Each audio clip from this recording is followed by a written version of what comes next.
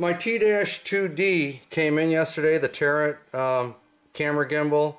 I've got it on, I put it on the Y6, so I'm going to take it out. I worked on it all day yesterday on Saturday. Yesterday morning I went and picked up a new GoPro 3, so we're going to give that thing a test. I've got it, the GoPro 3 set up on 1080p recording at 30 frames per second, so it matches YouTube's format, and I've got it on widescreen. So that's basically it. I did try it on 60 frames per second, but I believe it's a little bit hot for my computer. It kind of stumbled a little bit. But anyways, this is kind of the, I don't know if you guys can see this, but this is pretty much your what comes with the turret. And just showing you guys this. It's kind of was real difficult to get this thing together. It took the whole day because you have to make sure you line it up. When you assemble the frame on this thing, you have to make sure everything is lined up like it is in these diagrams. And it was kind of, you can see it, it is kind of, it flexes pretty good. I don't need the foam on here anymore for the older GoPro that I had. And I do have it, just snaps into the frame on the, this is the FC Tricopter, that's the Y6, you guys can see it. So anyway, I'm going to take it outside, we're going to give it a quick test flight. It is windy, you'll see when we get out there. It's rare that I ever get a day where there's no wind out here because my house is up about 100 feet up on top of a hill. You can't really see it when I'm recording, but it is up and there's not too many trees left. So anyway, we'll take it outside and give it a quick test flight.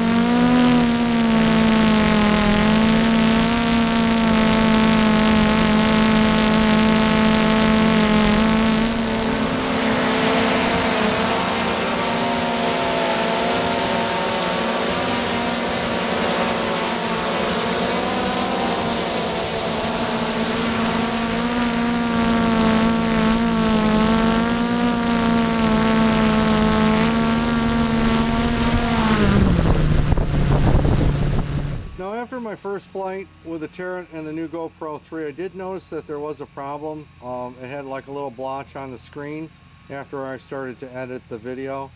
So I did look closer, and I did see a little tiny speck sealed in down underneath the outer lens in between the light sensing little bubble that's down in there. And I couldn't, I thought it was just a smear mark on the lens itself, but it turned out that it was a little piece of dust or something down inside there. And the next day I did take it back into Best Buy, and they did replace the camera. I guess that with something so small and so technical, every once in a while you might have a problem with them. But now that I have this one, I did take it out when I got home from work, and I gave it a quick test flight. And this one, I'm going to leave you guys with seeing that, just a few clips of this thing. So anyway, I hope you guys enjoyed this episode. Until next time, this is 3-1 Pockets, and thanks for watching.